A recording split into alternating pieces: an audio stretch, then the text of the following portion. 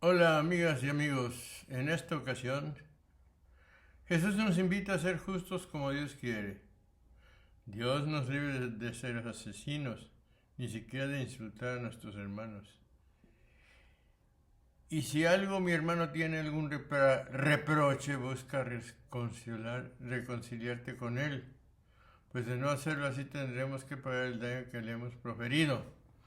Veamos que el mensaje de este evangelio es un mensaje de paz y de amor. ¿Cuánta paz alcanza un hombre que no está enemistado con otro? Paz que no es ausencia de guerra, sino que es presencia de Dios, presencia de amor. Así que empecemos. 20.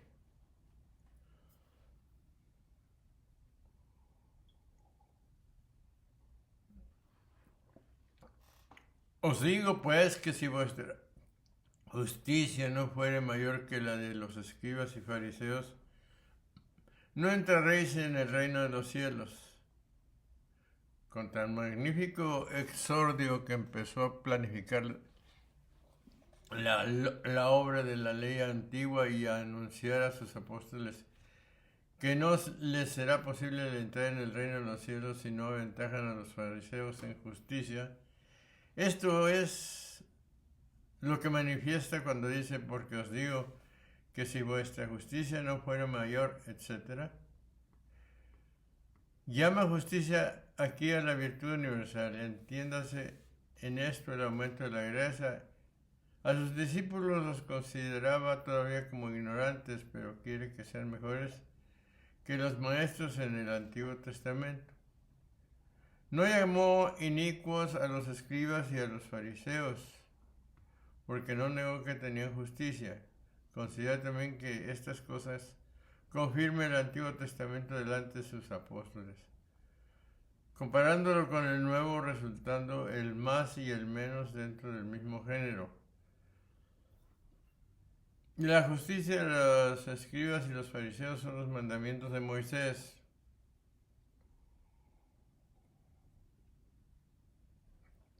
Los cumplimientos de aquellos mandatos son los preceptos de Jesucristo. Esto es, pues, lo que dice: si alguno además de los preceptos de la ley no cumple estos preceptos míos, que ellos consideraban como pequeños, no entrará en el reino de los cielos, puesto que aquellos preceptos libran de la pena debida a los transgresores de la ley, mas no llevan al reino de los cielos. Pero estos libran de la pena y llevan al cielo, siendo una misma cosa quebrantar los preceptos pequeños y no cumplirlos.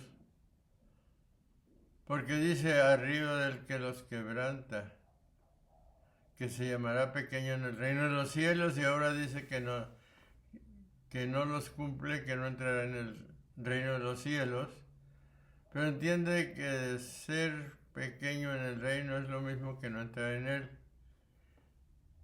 Y que estar en el reino no es reinar con Cristo, sino vivir en el pueblo de Cristo.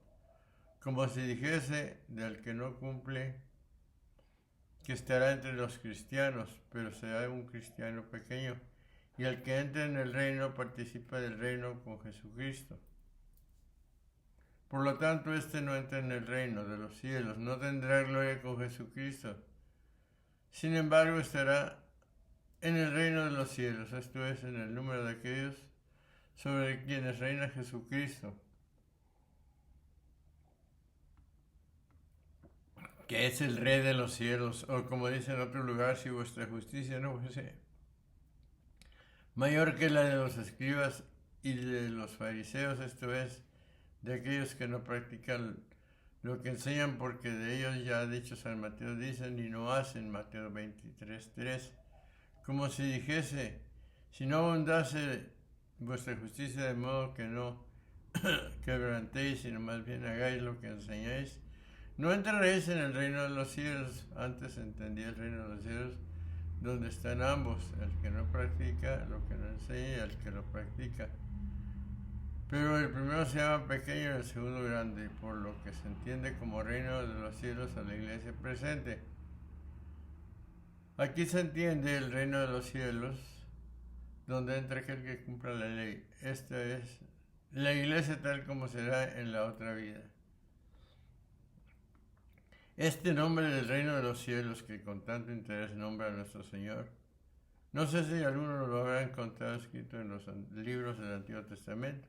Propiamente hablando, pertenece a la revelación del Nuevo Testamento, porque se reservaba nombrarlo a los labios de aquel a quien prefiguraba el Antiguo Testamento, para regir y gobernar a sus siervos. Este fin al cual deben referirse los preceptos estaba oculto en el Antiguo Testamento,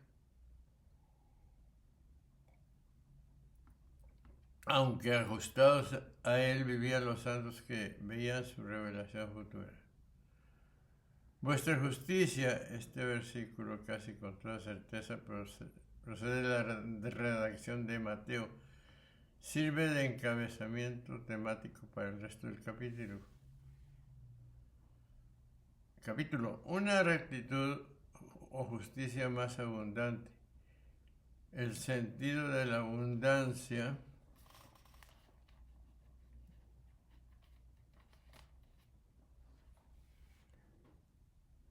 Peuseuein es característico en todos los estratos del cristianismo primitivo.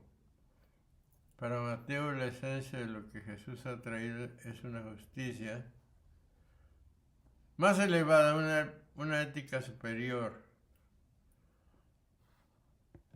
Lo suyo es una piedad moral. Sus grandes adversarios son los rabinos de Yamnia, herederos de los fariseos. Notemos que no dice explícitamente que los fariseos no entrarán en el reino. Se trata más bien de una advertencia dirigida a los cristianos.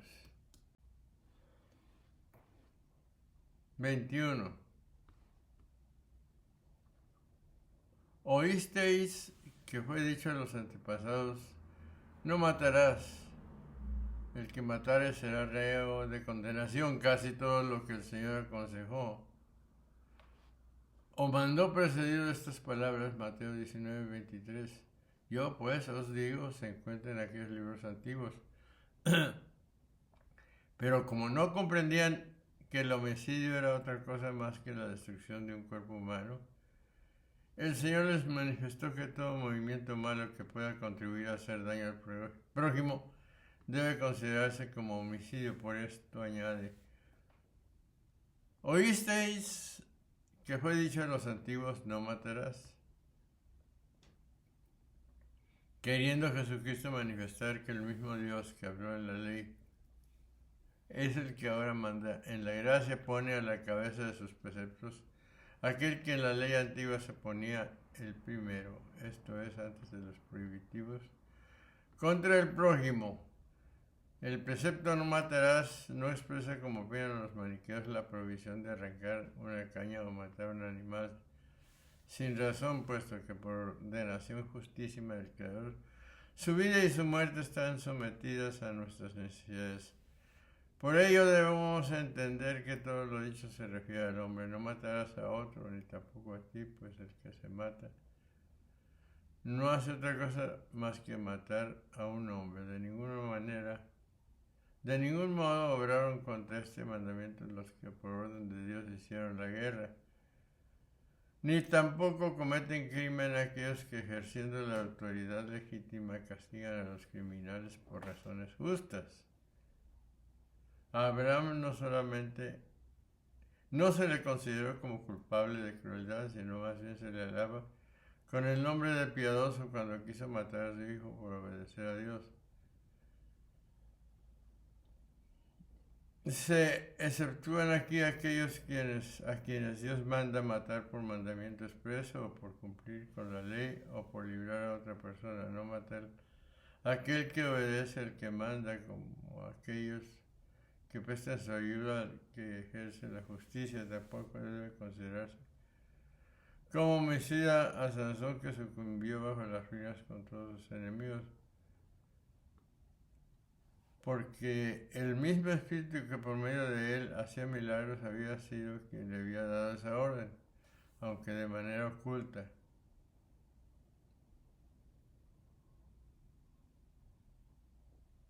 En todos los estratos del cristianismo primitivo, para Mateo la esencia de Jesús atraído es una justicia más elevada, una ética superior, lo suyo es una piedad moral. Sus grandes adversarios son los rabinos de Yamnia, herederos de los fariseos. Notemos que no dice explícitamente que los fariseos no entrarán en el reino.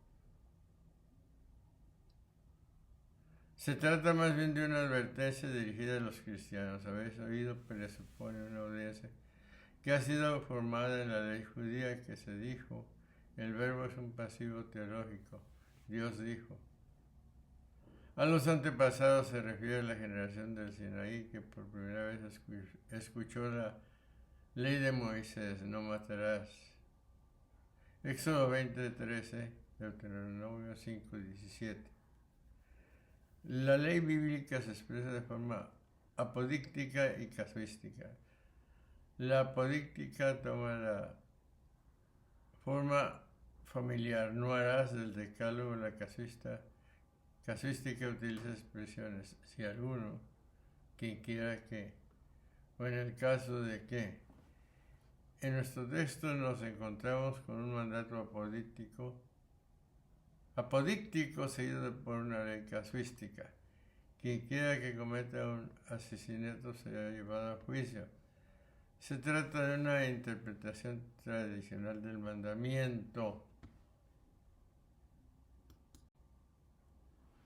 22. Mas yo os digo, todo aquel que se encoleriza contra su hermano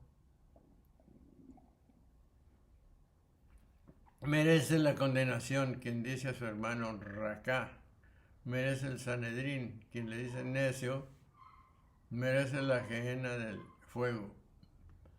Puesto que dice, se ha dicho a los antiguos, manifiesta que ya hacía mucho tiempo que conocían este precepto. Dice esto pues para mover a los oyentes tardos a preceptos más altos. Así como si un maestro dice a su alumno perezoso animándolo al estudio, has pasado mucho tiempo en deletear. Por eso añade, mas yo os digo que todo aquel que se enoje con su hermano obligado será a juicio. En lo que debemos comprender la potestad del legislador, ninguno de los antiguos había hablado así, sino de esta manera. Esto dice el Señor. Porque aquellos como siervos anunciaron las cosas que eran del Señor, pero este como hijo anuncia las cosas que son de su Padre y suyas a la vez. Aquellos predicaban a sus compañeros de servidumbre y este dictaba leyes a sus subordinados.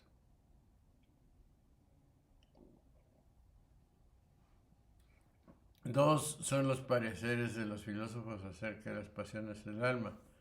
Los estoicos creen que las pasiones son impropias del hombre sabio, pero los peripatéticos creen que los hombres sabios pueden tener pasiones, pero moderadas y sujetas a la razón, así como cuando se ejerce la misericordia de modo que se conserve la justicia. En la doctrina cristiana no se indaga principalmente si un alma piadosa puede encolerizarse o entristecerse, sino el origen de donde proceden esas impresiones. El que se encolerice sin causa será culpable, pues si la ira no existiera, ni la doctrina aprovecharía, ni los tribunales estarían constituidos, ni los crímenes se castigarían. Así el que no se enfurece cuando hay causa para ello peca. La paciencia imprudente fomenta los vicios, aumenta la negligencia e invita a obrar el mal. No solo a los malos, sino también a los buenos.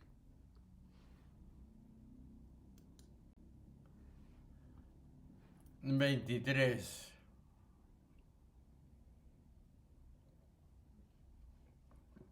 Sí, pues estás presentando tu ofrenda sobre el altar y ahí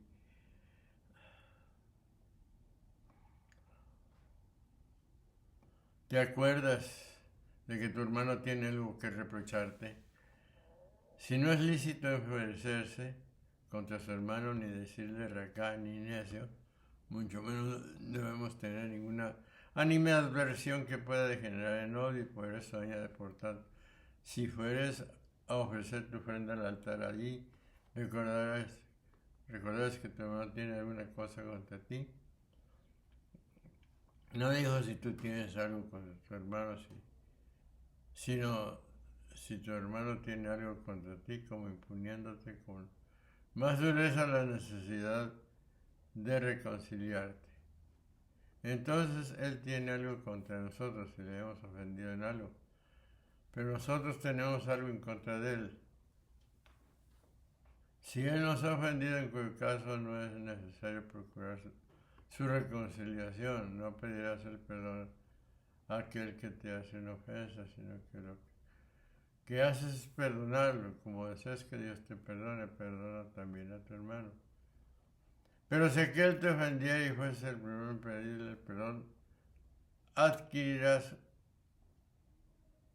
un gran mérito. Este caso presupone la existencia del templo y debe proceder de un tiempo anterior al año 70 después de Cristo. También presupone que Jesús acepta el templo y el sistema sacrificial. Tras la crucifixión, algunos cristianos considerarían que el sistema o el gobierno del templo estaba espiritualmente arruinado, como ya lo había declarado la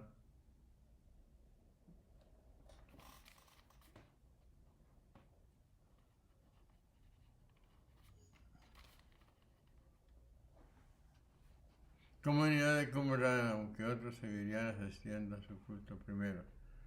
Después, esta prioridad de la ética sobre el culto refleja la enseñanza profética del Antiguo Testamento. No puede haber verdadero culto a Dios sin justicia. Se trata de una doctrina que, abreviándola,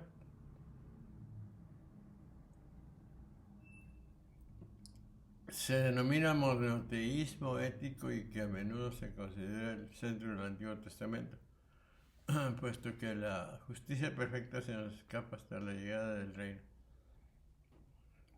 No tenemos más remedio que dar un culto imperfecto, confiando en la misericordia de Dios. La reconciliación es, en el conjunto del Nuevo Testamento, un tema principalmente paulino, confrontar Marcos 11:25.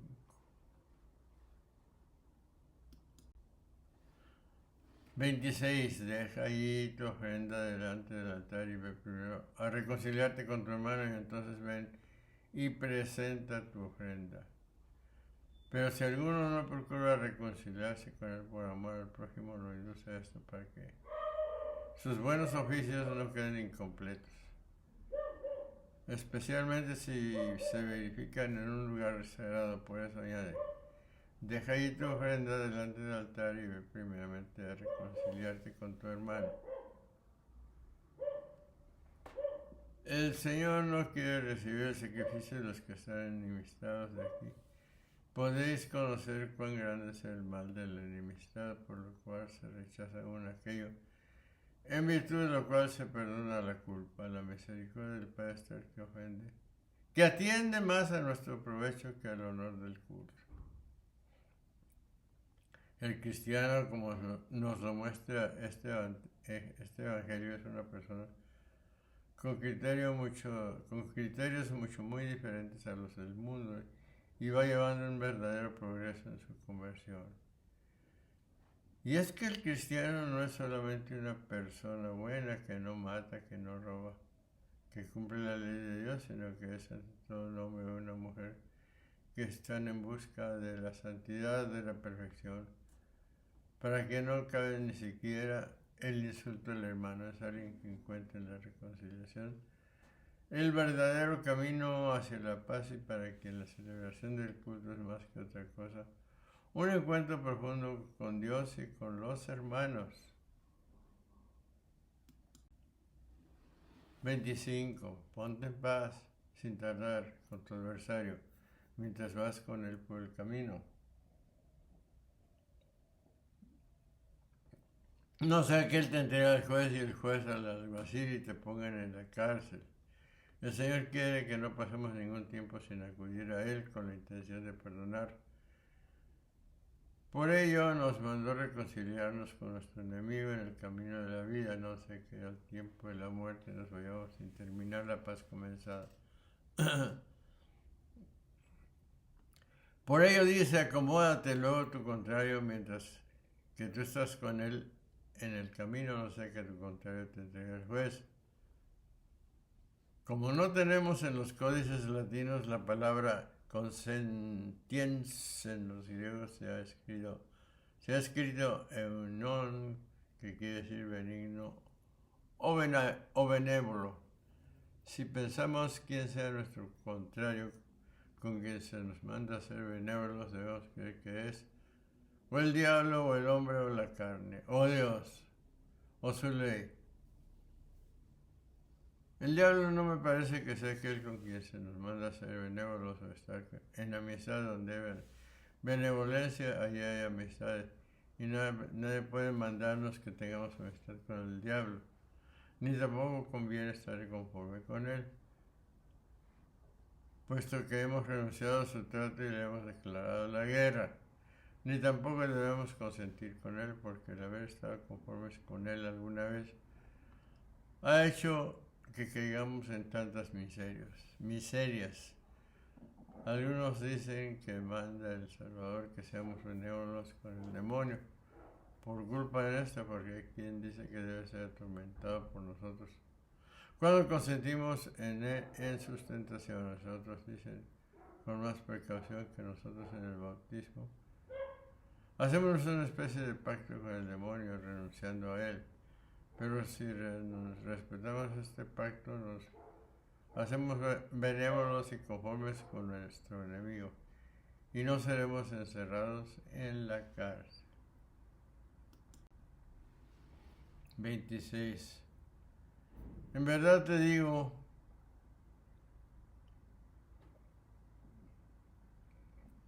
que no saldrás de ahí sin que hayas pagado hasta el último centavo. Entiendo por cárcel las penas de las tinieblas y para que ninguno desprecie esta cárcel. Añade, en verdad te digo que no saldrás de esta cárcel hasta que no pagues el último cuadrante. Cuadrante es una moneda que vale 2 minutos, lo cual equivale a decir, no saldrás de la cárcel mientras no hayas esperado hasta los pecados más pequeños. Esta expresión se pone aquí para significar que nada se deja sin castigo. Así como decimos de una cosa exigida con rigor que se la ha exprimido hasta el último, o se significan con el nombre de novísimo cuadrante, los pecados terrenos, puesto que la tierra es el cuarto, novísimo o último de los elementos. La palabra pagar significa la pena eterna y la manera de expresarse que debe tomarse en el mismo sentido que esta otra frase, siéntate a mi derecha hasta que ponga a tus enemigos bajo tus pies, Salmo 109.1. Es claro que su reino no terminará cuando someta así a sus enemigos y así debe.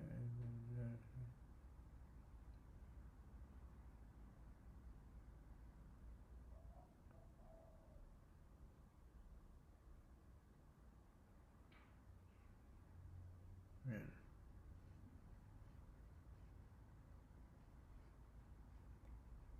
Es claro que su reino no terminará cuando someta a sus enemigos, así debe entenderse aquí.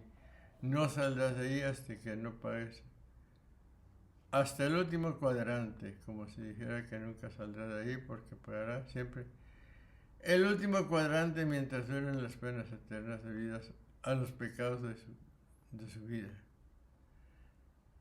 Si haces las paces en esta vida, puedes recibir la remisión aún de las faltas más graves. Pero una vez condenado y metido en la cárcel, no solo te exigirá suplicios por los pecados graves, sino también de una palabra ociosa, lo que puede entenderse por cuadrante. los versículos 25 y 26. Con estos dos versículos se aconseja que se evite llegar hasta el tribunal, lo que ciertamente es un buen consejo. Hasta amigo, este versículo utiliza una típicamente griega, la eunoia, que quiere decir la buena noticia, la buena voluntad, el afecto. Hay una gradación en los castigos, pues, vale, cárcel.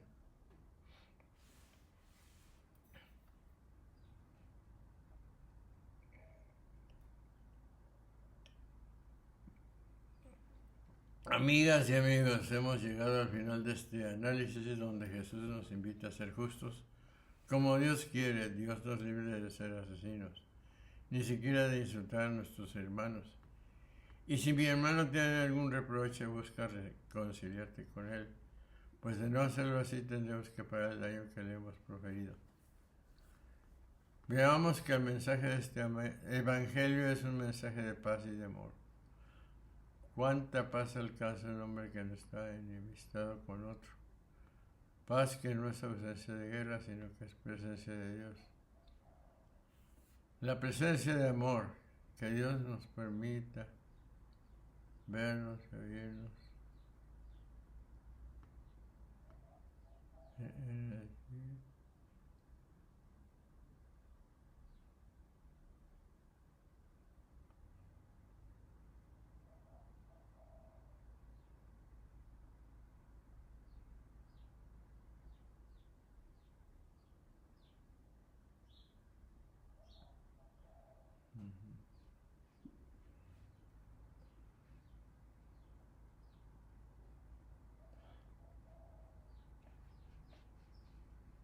Que Dios nos permita vernos y oírnos en el siguiente video. Un abrazo.